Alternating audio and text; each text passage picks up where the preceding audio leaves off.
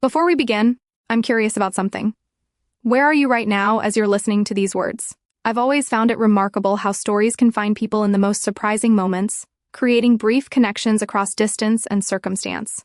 Let me share something personal with you. Something that happened not long ago during a few days that fundamentally changed how I see myself. Days that reminded me life never stops offering revelations, regardless of how many years we've accumulated. My name is Eleanor. I'm 73 years old, though honestly, that number has never felt like it defines who I am. We're constantly evolving, aren't we? Always uncovering new layers of ourselves, particularly when we believe we've figured it all out. This all started last spring. My husband Robert had departed for his yearly gathering with his former colleagues, something he'd maintained for nearly 2 decades. I'd grown comfortable with these solitary weekends, filling them with tending my garden, reading, the familiar patterns of routine. But this particular season, something different unfolded. My grandson, Alex, who had recently turned 30, called with an unexpected proposal. He needed to travel to a coastal town for business, and he wondered if I'd like to accompany him. He'd be occupied during working hours, but we could share our evenings, and I could explore the shoreline during the day. The idea immediately appealed to me. A change of environment, an opportunity to spend time with Alex, with whom I'd always shared something special. When his mother, my daughter, worked those endless hospital shifts years ago, I'd been the one collecting him from school, assisting with assignments, listening to his aspirations and anxieties. We'd developed a connection that transcended the typical grandmother-grandson dynamic. So I agreed. We drove south on a Friday afternoon, the terrain gradually transforming from rolling hills to coastal flatlands. The inn was unpretentious but welcoming, one of those family-owned establishments with kind staff and rooms perfumed with lavender and clean cotton. We'd reserved a room with twin beds to economize, which seemed entirely sensible at the time. That first evening, we discovered a small restaurant overlooking the harbor and shared grilled seafood, while exchanging stories about our recent weeks. Alex described the demands of his engineering firm, the challenging projects, the extended hours. I mentioned the reading circle I'd recently joined, my volunteer activities at the senior center. It was effortless, comfortable dialogue, the kind we'd always shared. Back at the inn, we settled into our respective beds. The room was painted soft ivory with watercolor seascapes adorning the walls. A lamp between our beds cast warm light, and through the window, I could hear the distant rhythm of waves meeting the shore. I lay there, unable to drift off, watching shadows move across the ceiling. "You awake, Gran?" Alex's voice emerged from the darkness. "Yes," I answered. "My mind won't settle tonight." "Mine either," he said. I heard him adjust his position. "Too much coffee, I suppose?" I turned toward the sound of his voice, though I couldn't see him clearly in the dim light. "Can I ask you something? Do you ever feel like time is accelerating faster than you can grasp it?" There was a pause. "Constantly," he said softly. "Sometimes I wake up astonished that I'm 30. It feels like I was just beginning university." I reached over and lowered the lamp until only moonlight filled the space between us. When I was your age, I believed I had everything perfectly mapped out, every step planned, every choice determined. But life has a way of showing you that the map isn't the actual territory. He remained silent, listening with that attentive quality he'd possessed even as a child. "I've been thinking about you lately," I continued, my voice quiet. "About the man you've become. You possess such depth, such authentic kindness. Not everyone has that. That means more than you know," he said, "coming from you especially." The silence that followed wasn't uncomfortable. It was rich with unspoken understanding, with years of shared history. Outside, I heard the first rumble of distant thunder. "Can I tell you something?" Alex asked after a while. "Always. Do you ever feel isolated even when you're surrounded by others?" The question touched something profound inside me. "Yes," I answered honestly, more frequently than I'd care to admit. I heard him sit up in the darkness. "You've been the person who's understood me most in my entire life," he said, "more than anyone else ever has. I don't think I've ever actually voiced that before." I sat up as well, drawing the blanket around my shoulders against the air-conditioned chill. "You don't need to say it. I've always felt it." The space between our beds seemed to contract somehow, becoming more intimate without either of us physically moving. Alex stood and walked to the window where rain had begun tapping against the glass in a gentle cadence. "You've never judged me," he said, gazing out at the darkness. "Never expected me to be anything other than myself." I rose and joined him at the window. The rain created rivulets down the pane, occasionally illuminated by passing headlights. "You're easy to understand once someone actually pays attention," I said. He turned to me then, and in the dim light, I could see something in his expression I'd never quite noticed before. Not sorrow, not yearning, but a profound gratitude mixed with something I couldn't quite identify. "You're the only person I don't have to perform for," he said quietly. A warmth spread through my chest, something both familiar and entirely new. I reached out and touched his arm gently. "You never have to pretend with me, Alex. Not ever." We stood there together, watching the rain, enveloped in a silence that felt full rather than empty. And though nothing dramatic occurred that night, something fundamental shifted between us. Something honest and real that would alter how we understood each other from that moment forward. The next morning arrived with crystalline skies, the storm having cleansed everything. Sunlight streamed through the window, waking me before Alex stirred. I watched him sleep for a moment, this man who had once been a small boy dozing on my sofa during movie nights. And I felt a peculiar mixture of nostalgia and something I couldn't quite name. I dressed quietly and went downstairs to the inn's breakfast area. The aroma of coffee and fresh pastries filled the small space, and I selected a table by the window overlooking the street. My thoughts kept returning to our conversation the previous night, to the unexpected intimacy of it, to how vulnerable we'd both been. When Alex joined me, he appeared rested, more peaceful than I'd seen him in years. "Sleep better?" I asked. "Much better," he said, pouring himself coffee. "That conversation last night, I needed that more than I realized. So did I." We ate in comfortable silence for a while, but something had definitely changed between us. Not dramatically, but like a door had opened that neither of us had known existed. After breakfast, we took a long walk along the waterfront. The morning sun warmed our faces and seabirds called overhead. Alex talked about his work, about feeling like he constantly had to maintain a certain image. Always had to be the dependable one, the strong one. "I've been thinking I should have someone by now," he said as we watched boats bobbing in the marina. "A serious relationship, maybe even considering marriage. Everyone my age seems to be coupling up." I glanced at him. Connection doesn't follow a schedule. It arrives in its own time, often in unexpected ways. He looked at me curiously. "You really believe that?" "I've lived long enough to know that meaningful relationships come in many forms. Sometimes the most important connections in our lives don't fit into conventional categories." We walked on, and I noticed how he seemed to be processing this, turning it over in his mind. Back at the inn that afternoon, we rested in our room. I sat in the armchair with a book while Alex lay on his bed, eyes closed, one arm draped across his forehead. "Tell me something about yourself that no one else knows," he said suddenly. I lowered my book. "That's quite a request." He opened his eyes and turned his head toward me, smiling. "I want to know you as a person, not just as my grandmother. All the parts of you." That simple statement touched something deep within me. "All right," I said, setting the book aside. "When I was 21, I almost ran away to Chicago with a jazz pianist I'd only known for 3 weeks. He was passionate and unpredictable, and I think part of me wanted to be someone completely different from who I was." "What stopped you?" "I realized I didn't need to become someone else. I just needed to find people who could see me clearly. But I didn't fully understand that until much later." He was quiet for a moment. "I see you, Eleanor, not as a role or a title, just as you."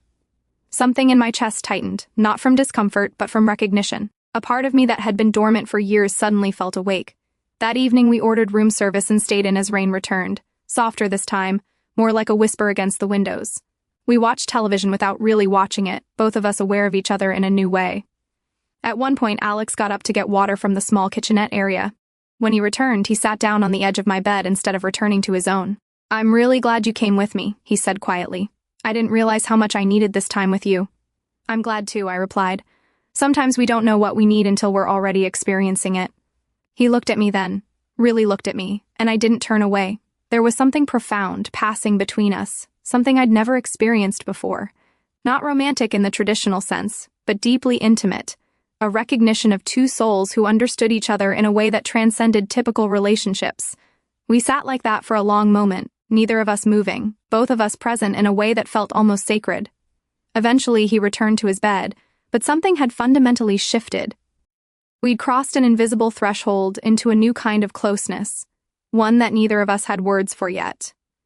The next morning, I woke before dawn. The room was still dark, wrapped in that special quiet that exists just before the world begins to stir.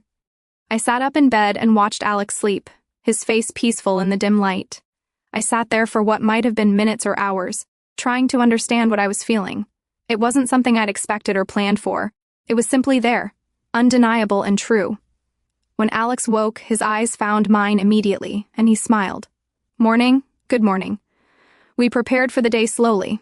Alex had a final meeting scheduled, and I told him I'd spend the morning walking by the water. Before he left, he paused at the door, as if he wanted to say something more, but then just smiled and said he'd see me later. After he left, I walked alone to the marina and sat on a bench overlooking the harbor. I thought about my life, about Robert, about the decades of marriage that had been good and solid, but perhaps not complete. I'd loved my husband in the way long married people love each other, deeply and truly, but there were parts of myself I'd set aside so long ago, I'd forgotten they existed, and now those parts were waking up. When Alex returned that evening, he looked thoughtful, almost nervous. He removed his shoes and sat on his bed facing me. "Can we talk about what's been happening?" he asked. My heart beat a little faster. "Of course. I've been thinking about it all day," he said carefully, "about what's developed between us. It's not something I have words for exactly, but it feels significant. Does that make sense?" I nodded slowly. "It does. I've been feeling it too. I know how this might look from the outside," he continued. "I know people wouldn't understand. But what I feel when I'm with you, this level of connection and understanding, it's something I've never experienced with anyone else." His words weren't careless or rushed. They were measured, honest, and that's what made them resonate so deeply. "Neither have I admitted quietly." He looked at me with those eyes full of genuine care. "I don't want to complicate your life. I don't want to cause problems. But I also couldn't leave without acknowledging what's real between us." I reached out and took his hand. "You haven't complicated anything, Alex. You've just reminded me that I'm still capable of feeling deeply, of connecting authentically. That's a gift, not a burden." He exhaled, relief visible on his face. "So what do we do with this?" I considered the question carefully. "I think we honor it by being honest. We don't need to define it or force it into a shape that doesn't fit. We just need to be true to what it is." "I can do that," he said. "I want to." That night, as we prepared for bed, Alex asked softly, "Would it be okay if I stayed close tonight? Just to be near you?" I understood what he was asking. Not for anything inappropriate, but simply for the comfort of presence. For the ease of not being alone. "Yes," I said. "That would be okay." So we lay down together, respectfully, carefully. At first, we maintained space between us, both of us adjusting to this new configuration. But gradually, naturally, his hand found mine, and I didn't pull away. We lay there in the quiet, no words needed, just two people who had found an unexpected connection that defied easy explanation. And in that moment, I felt more fully alive than I had in decades. Not because of anything forbidden, but because someone saw me completely and I had allowed myself to be seen. The morning light woke us gently. We'd maintained our respectful distance through the night, though our hands had remained loosely connected. When I opened my eyes, Alex was already awake, looking at me with a peaceful expression. "Good morning," he said softly. "Good morning." We lay there for a few more moments before getting up to pack. It was checkout day, and reality was calling us back. As we gathered our belongings, there was a gentleness to every movement, every gesture. "I've been thinking about how we carry this forward," Alex said as he zipped his bag. "How we keep what we found without losing ourselves in the complexity of it." I looked up from my suitcase. "We keep it by being honest, by remembering that what matters most is the truth of the connection, not what other people might think of it." He smiled, and in that smile I saw both the boy he'd been and the man he'd become. "I don't want to lose this." "We won't," I assured him. "Because it's real, and real things don't just disappear because they're complicated." The drive home was mostly quiet, gentle music filling the spaces between us. At one point, Alex reached over and placed his hand over mine where it rested on the console. I turned my hand up and held his back, both of us acknowledging without words what we'd shared. When we pulled up to my house, I felt a bittersweet ache, not regret, but the recognition that something beautiful was shifting into a new form. Alex turned off the engine and looked at me. "Are you okay?" I smiled and reached up, brushing his hair back like I used to when he was small. "More than okay." He leaned over and kissed my forehead, his hand still holding mine. "Thank you for everything. For coming, for understanding, for seeing me." "Thank you," I replied quietly, "for reminding me that I'm still here, that there are parts of me I'd forgotten about, not lost." He helped me with my bags, and I watched as he drove away, his car gradually disappearing down the tree-lined street. When I stepped into my house, everything looked exactly the same. The photographs on the wall, the furniture in its familiar places, the soft ticking of the old clock in the hallway. But I was different. I moved through the house, touching surfaces, feeling the texture of my life with new awareness. That evening I made tea and sat in my favorite chair by the window. The sky was painted in shades of rose and violet, and for the first time in years, I didn't feel the weight of loneliness I'd grown so accustomed to. Because something inside me had shifted, not because of romance or rebellion, but because I'd been reminded of my own depth, my own capacity for connection, my own continuing evolution as a human being. I thought about the weekend, about those quiet conversations in the hotel room, about the unexpected intimacy of being truly seen by another person. I thought about how connection can arrive in forms we never anticipate, how love and understanding don't always follow the paths we've been told they should. And I knew, sitting there in the fading light, that I would carry this experience with me forever. Not as something to be ashamed of or hidden, but as a reminder that life continues to surprise us, to challenge us, to offer us opportunities for growth and connection. No matter how many years we've lived. The relationship between Alex and me had transformed into something deeper, more authentic. In the weeks that followed, we continued to talk regularly, maintaining the honesty we'd discovered that weekend. We didn't try to force our connection into a conventional shape. We simply let it exist as it was, genuine and meaningful in its own unique way. I never forgot that hotel room, that rainy night, that moment of recognition between two people who'd found something rare and true. It had awakened parts of me I thought were long dormant, reminded me that growth and change and deep connection aren't limited by age or conventional expectations. It taught me that the most profound relationships in our lives are sometimes the ones that don't fit into neat categories, the ones that challenge us to see beyond labels and roles to the essential truth of human connection. And that truth had changed me forever. 6 months later, life has a way of settling back into familiar patterns, doesn't it?